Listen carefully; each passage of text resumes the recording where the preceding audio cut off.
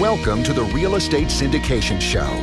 Whether you are a seasoned investor or building a new real estate business, this is the show for you. Whitney Sewell talks to top experts in the business. Our goal is to help you master real estate syndication. And now your host, Whitney Sewell. Are you interested in automatically collecting investor commitments and processing distributions? InvestNext offers these features and more, giving you the opportunity to manage your entire portfolio on one institution-grade platform. At LifeBridge Capital, prior to partnering with InvestNext, our team struggled to provide visibility for our investors. We needed the ability to share data on our projects, process payments, and view performance all in one place. Since adopting InvestNext, my team has the tools they need to effectively manage the entire life cycle of each syndication. From capital raising and waterfall calculations to distribution payouts and securely delivering K1s, we have everything we need in one platform. These features give our investors access to all their data in one place. We no longer are wasting time fielding basic investor inquiries about their investment performance. They're able to log in, see all of their documents, view their capital accounts, as well as invest in any current offerings, all from their mobile or desktop browser. If you want to learn more, book a demo at investnext.com and enter the promo code Whitney for 15% off your first 3 months. This is your daily real estate syndication show. I am your host, Whitney Sewell. Today, our guest is Rafi Mizrahi. You are going to be motivated after this show, no doubt about it. He calls himself an out-of-state real estate investor. However, he's out of the country and he's halfway around the world, but he has acquired a multifamily portfolio, syndicating deals, of 766 units worth over $50 million. And so it really helps. I hope it helps you as a listener to kind of check yourself and the difficulties or challenges that you think you are having. But he really breaks it down. I mean, it's the same business, right? He talks about, I've just got to get on a plane for a little bit longer. Obviously, us in the States, we still have to fly often across the country. I'm doing it next week for due diligence, and he built a team, right? He built a team just like we have, but he's developed many skill sets, that have helped him to overcome challenges, including the distance.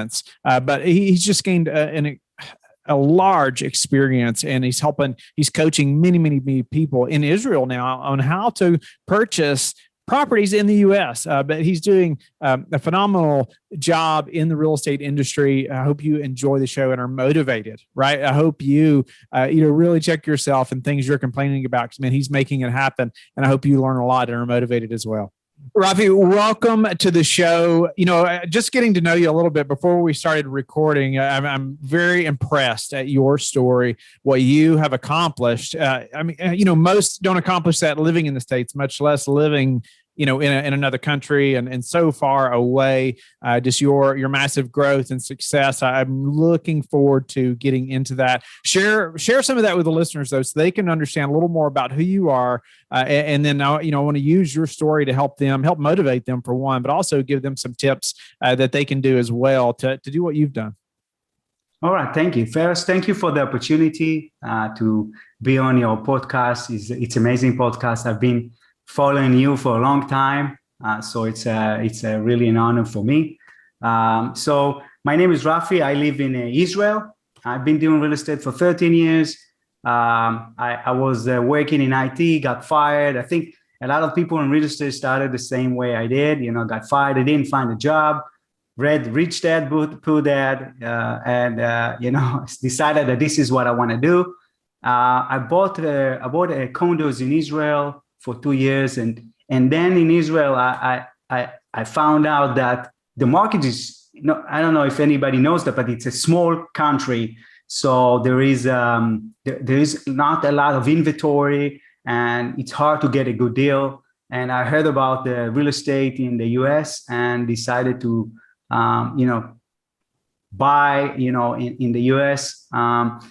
Since the last 11 years, I've been doing, started in single family homes. I did over 300 transactions, fix and flip, wholesaling, buy and hold, everything from Israel, not jumping on the plane for every deal. I got to say that. And in 2018, I shifted to multifamily and did a 6 syndication, 766 units from Israel. Again, I'm coming to the States, but not that often as living there. But I'm doing kind of the same as Americans do. So that's kind of I know I shortened my story 13 years. But no, it's incredible. Yeah. I know you did a lot in single family, and you grew quickly. You started syndication business, and now you have what I'm looking at your bio, about 766 units, worth more than $50 million. I just want the listener to think about that, while you're halfway around the world. I mean, what excuse do we have, right?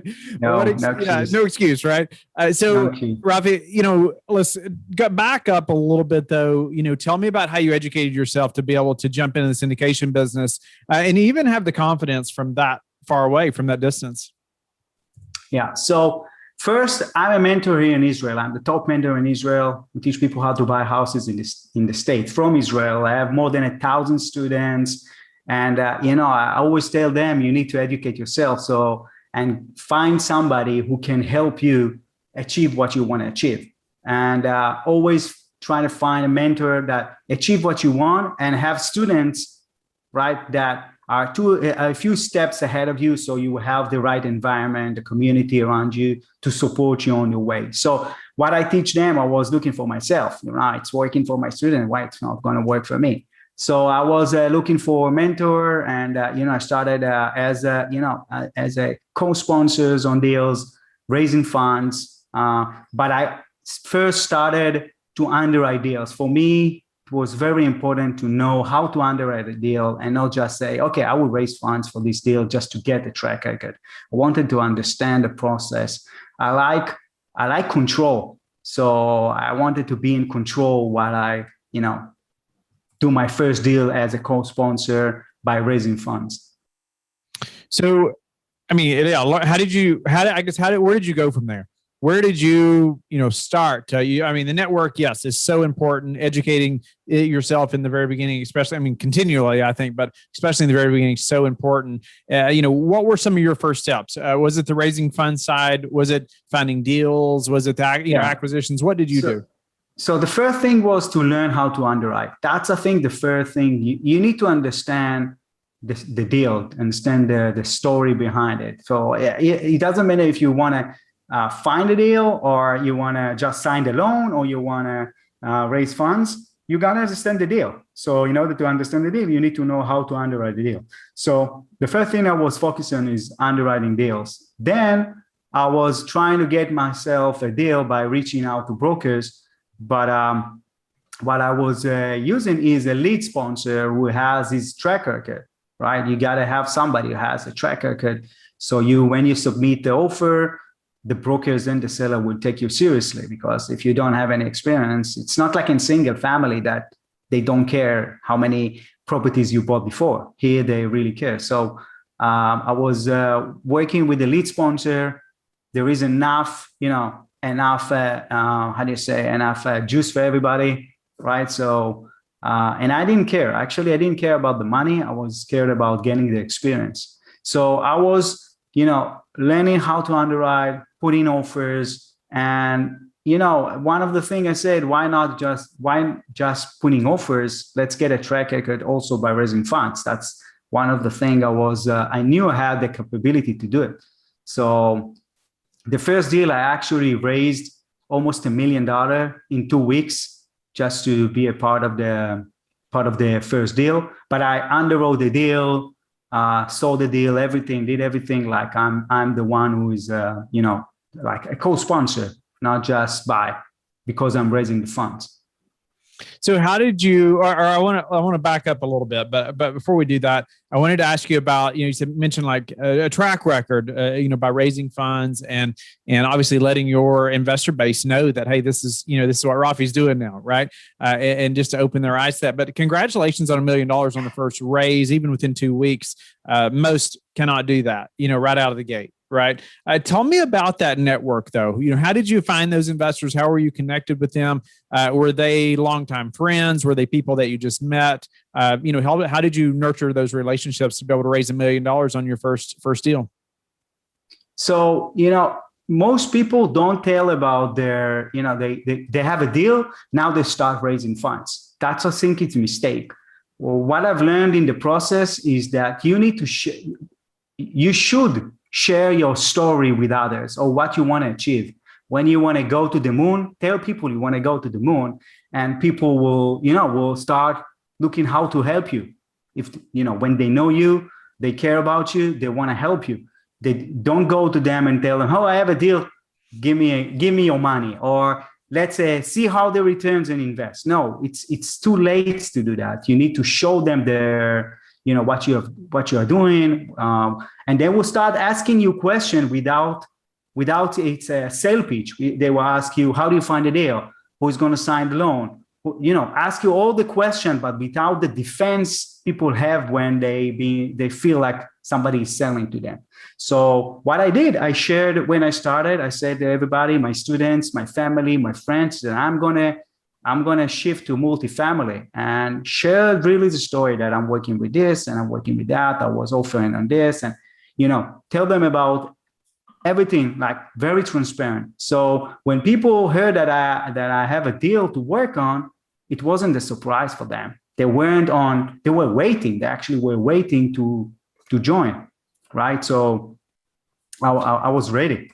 So you were already doing some real estate stuff in the real estate in the U.S., like single family, whatnot. Even had clients or students, mentees, that are people you were mentoring. But then, and so it's you had built that trust, right? You had built that trust in other ways before moving to multifamily. So it sounds like they were like, okay, Rafi, we know you, we trust you, and now, we want to do that with you, right? And so that's right. What we have to do as well. Whether you have a real estate background or not, you do have to build that trust one way or another. Talk about even finding that lead sponsor, even people in the States, as you're getting started. It's so helpful, right? I've seen done so many times where you find that lead sponsor that has a track record. So you're not having to build this massive team from scratch, starting from nothing. Nobody takes you seriously. You've never done a deal before, all those things. How did you find that lead sponsor, and especially from so far away? So, Google. You start by Google. The amazing, listen, Americans doesn't know how lucky they are. You have bigger pockets. You have Facebook groups. You have so much of sharing information. Look at all the Facebook groups. When you put a post, how many people will answer you, right? In Israel, we do have a forum, but it's not like that, right? It's not that advanced. All the information is available. People help each other always. So, you don't need to do much. You just go to few Facebook groups, put yourself like, what are you looking for, who you are, and, start talking with people, and, the rest will follow. Everybody has their own path. Everybody will select the mentor that they feel like they are a good match for them. So, or a lead sponsor, maybe you don't have to, although I do think people should know how to underwrite a deal, and not just looking for a deal and have a lead sponsor, because I think lead sponsor, if you don't know what you're doing, will get, they will feel like you're wasting the time, right? Because people now always, tell me, oh, I have a deal here, I have a deal there. And I ask them, do you know how to underwrite? Yeah, how do you know how to underwrite? Oh, we do the 50% expenses, ballpark. And I say, okay, no, don't send me any deal. It's going to be a waste of time for me right now, right? So learn how to do it and reach out to people, and, you will find a lead sponsor. Nice. Yeah, it's crucial. Surround yourself by people that are in the business, right? I've been there and done that. Yeah. What were some of the next steps for you, Rafi, to grow that fast? Whether, you can speak it towards, your investor base, growing that, or just, the deal flow as well. How have you done that and managed that? How did I scale? Right. What were some of the next steps to scale to where you're at now? So I tell you how I scale until now. One of the things everybody's saying, I want to have 1,000 doors, I want to have 2,000 doors, and etc. I don't believe in that, because I think I push myself no matter how many doors, and I don't care about the doors. For me, it's about the process. It's not about the result. It's not about it's about the result, but it's not about 15,000 units and I have very small share. I want to be more and more, leader on the way I want to see, do things. So right now I'm working on deals by my own, right?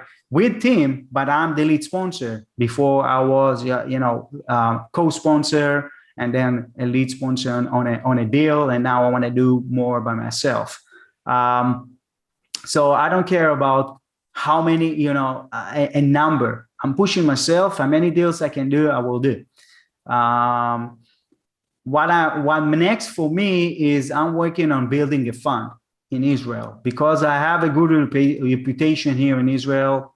I have access to family offices and people in industrial, and I'm working on building the first fund. It will take a while, probably. I just started working with a few more people I know to build the first $50 million fund.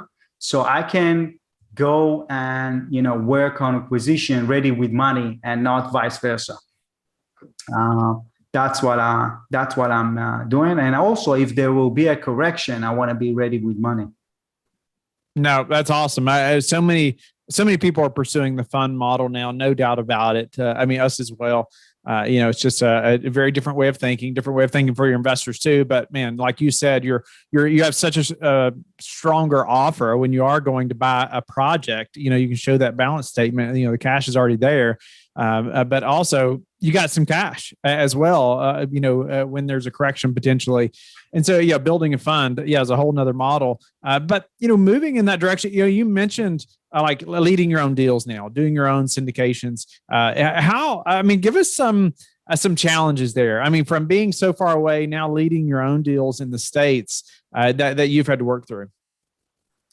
I heard that so many times. It's funny because Israeli ask me, how do you do it from Israel? American ask me, how do you do it from Israel? And I say, what is the difference? If somebody lives in California and he's buying in Florida, he doesn't live in Florida. He still need to fly. So for him, he still need to build a team, right? On, management company, the right team, asset management, all the things, right? Acquisition or everything while living in California. So for him, it's how many flights from California to Florida? 5, 3? Where? Something like that. From California? To Florida? Oh, yeah. Yeah, it'd be probably at least 2 flights. At least. Okay, so maybe 3. Okay, so for me, it's 24 hours. For me, it's 24 hours flight. But it's still, I will get there next day, right? It doesn't matter, right? So you will, somebody from California will get to Florida before me, but it's not a competition, right? We can arrive at the same, at different times. It's just a flight away. On those 2 days with the flights and everything, it's easy.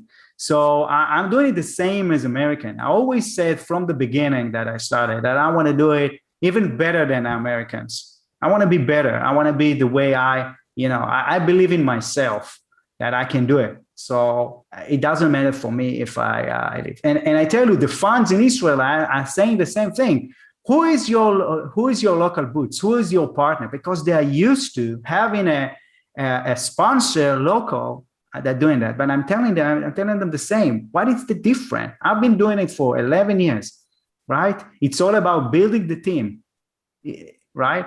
And it's only flight away. I can go online and book a flight and I will be tomorrow, I will arrive tomorrow night. Now, I love that mentality. It's just like, okay, whatever it takes, I can be there. I can do it too.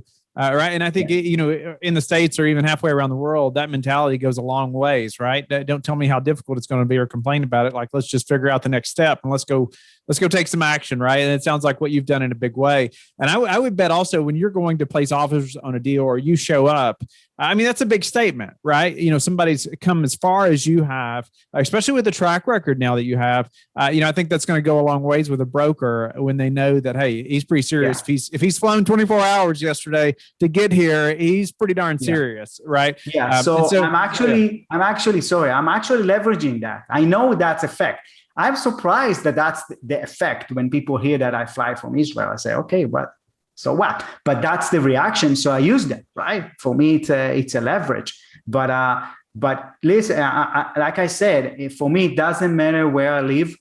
right? It's always about the process. It's always about the building the right team. I will not, even I will live there let's say I buy in Atlanta. I will live in Atlanta, right? I don't want to be, going to the property every day. If I'm going to the property, I'm not managing a business. I want to be a business owner, not a self-employee, right? So that's how I look at real estate as a business.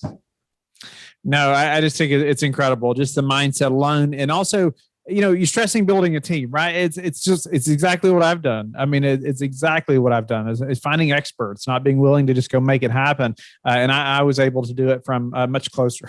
I am going across the country, but not halfway around the world. And so it just congratulations to you, Rafi, on making it happen, and just, I hope that's like motivating to the listeners, that are hesitating, right, to make that first offer or to maybe get on the plane and go, right, go somewhere to show you're serious or just to learn, right, and educate yourself. So very worthwhile. And so tell us though, preparing for a downturn, like, you're starting this fund in Israel, you're looking to buy projects in the States. What's your thought process behind preparing for a, potential downturn? So first I'm working on, when I underwrite, I take into consideration pushing the cap rate. And I always take the last year cap rate, meaning today's cap rates are so low. And, I don't think it's going to stay that. So even when I underwrite, I'm not talking about the buying cap rate. I'm talking about the exit cap rate. I use the previous year cap rate and I push it every year by, like a 0.1%, right? So I'm actually, let's say in 5 years, it's 0.5%, or even sometimes it depends on the market. I will use even a 0.75% up. So I know that I, prepare this way. Also, one of the things I'm preparing is the rent, using the rents. I don't use the pro forma rents that everybody is using. It's harder to get deals this way, I gotta say, right? But I think I see in the market that people are pushing the rents were too high, where some tenants, I think less tenants can pay that, right? We need to recognize that there is a limit how much tenants will be able to support the rents. It's not that the salaries went up, right? The salary. We need to remember that. The salaries didn't went up, right? All the grocery, everything, all the prices are going up, but the salary is not. So, need to be careful when doing that. That's, like I said, I don't have like a knife over my head about, okay, I got to have 1,000 units this year. It's all about doing a good deal. Do you have any predictions just for the real estate industry or market over the next 6 to 12 months? Anything you're saying, hey, this is going to happen, or this is how it's affecting our buying or selling? Well, I don't have I got to say, I don't have a crystal ball. I thought the correction would come like last year or at the beginning of the year. But you see that, the market, it's all about what people think about the market, right?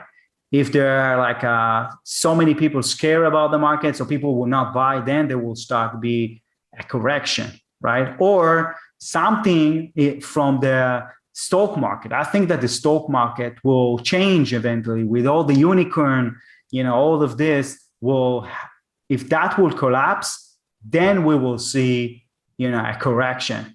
But at this year, I don't see I don't see it coming right now, because everybody think I gotta buy a deal. I gotta buy a deal. Everywhere you go, everybody's talking about buying deals, and they don't care about. It used to be 15% IRR. Now I hear people buying 12. It used to be 8 pref. Now you hear it 6, 7. So people are, willing to push, to be aggressive on the underwriting just to get a deal. What about any daily habits that you have, Rafi, that you are disciplined about that have helped you achieve success? First, I exercise almost every day. It's clear my mind, and it's like a relief from the previous day. And I wake up in the morning, even before the kids and everybody, and I write myself, what are the goals for the day? What I want to do, what I want to be better today, and what I want to achieve today and this week. So when I do that, I implement that to tasks, and this is how I progress. I say I need to make a progress every day by 1%. I learned it from somebody. I don't know from whom. It's not mine, but I took it a long time ago. 1% every day. That's it. No craziness. I got to do a deal. All the, the noise is just, do it every day, pushing yourself to the next step. Consistent daily action and improvement. I mean, those small things add up. I've done numerous shows recently talking about that. It's like, man, you feel like you're not going anywhere. You almost don't even start those daily actions or habits or routines, whatever people want to call them, because you feel like, well, that's not going to get me anywhere. But man, 6 months from now, if you've done that consistently, you've gone places. Like things have changed, right? What about your best source for meeting new investors right now? I gotta say, I don't know how I do it, but most of my investors, I have never met them before. Always over a phone call, Zoom, never met them. Even before the Corona, I used to talk with people over the phone. I believe in, if I meet somebody, it's gotta be one too many. So it's about giving them value, helping them on the way, right? If you have them on the way and you have a goal to help to achieve something, and also it will work for them, they will join. That's how I meet investors, but it's over the phone, and I don't meet them in person. How do they hear about you? Google, Facebook. I have so many students, so they recommend. And I have a funnel also. So again, I have a mentorship. So my mentorship, I have course, I have seminars. Last week I did a seminar, 4,500 people joined the seminar.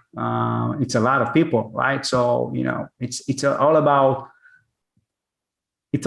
putting yourself out there. Now, people may say, okay, he has confidence, and I don't have that. But not a lot of people know that I was shy before. I wasn't like that. I forced myself to be in this position because I know this is how you make opportunities.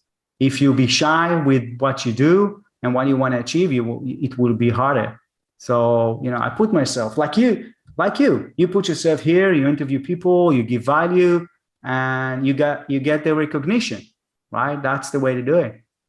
What about, on that same note, the number one thing that's contributed to your success? I think persistent and honesty. Honesty is the thing that I really believe in. Some people, it's hard for them to hear my honesty because I always say my honesty.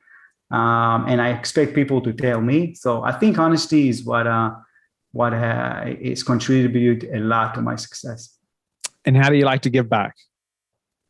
How I like what? Sorry? How do you like to give back?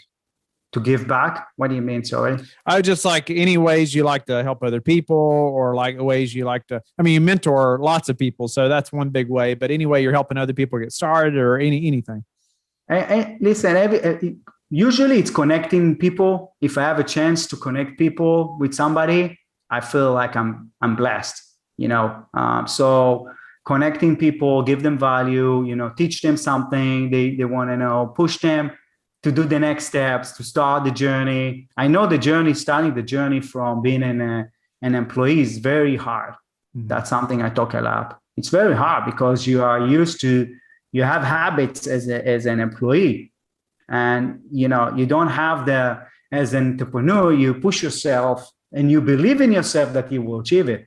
But when you start, you don't have it. So I feel like my mission is to help people, help them achieve their dream, the secret dream that they are not allowing themselves to say that they want to achieve it, and show them and give them inspiration and show them that it's possible for them. That's why I always dress I don't dress like I'm a big shot or anything. I want to keep myself simple, so people want to say, okay, if Rafi can do it, we can do it. That's really the inspiration, and that's how I help people. Yeah, that's awesome, Rafi. I mean, do $50 million in real estate, from halfway around the world. It's very impressive. Just your being persistent, like you said, being honest, all those things, but the willingness to step out. You said you were shy at one time, and you had to be willing to push through those challenges, right? Those limiting beliefs, all those things we've talked about so many times. That is such a great story. I hope it's motivational to the listeners as well. You have to step out. You have to work on building that team. Just like Rafi said, I mean, we've done so many shows on team building and hiring and using VAs and full-time employees. It's so important. You've seen how so many have done it, including myself. And so it's out there, right, Rafi? I mean, the information is out there. There's people that will help you. Rafi, amazing story. Congratulations again to your success. Tell the listeners how they can get in touch with you and learn more about you. So they can find me on my website, proudcommunities.com, and contact me. There is an email and a phone number they can call. I have a VA who will, take the call and I can call back. I'm very reachable. One of the things I believe in is always be reachable to people. No matter how big I'm going to be, I will always be a guy who remember where he started, and I want to be reachable to people. So anybody wants to ask me a question, I will find a time. I'm a busy guy, but I always find time for people. Thank you for listening to the Real Estate Syndication Show, brought to you by LifeBridge Capital. LifeBridge Capital works with investors nationwide to invest in real estate, while also donating 50% of its profits to assist parents who are committing to adoption. LifeBridge Capital, making a difference, one investor and one child at a time. Connect online at www.lifebridgecapital.com for free material and videos to further your success.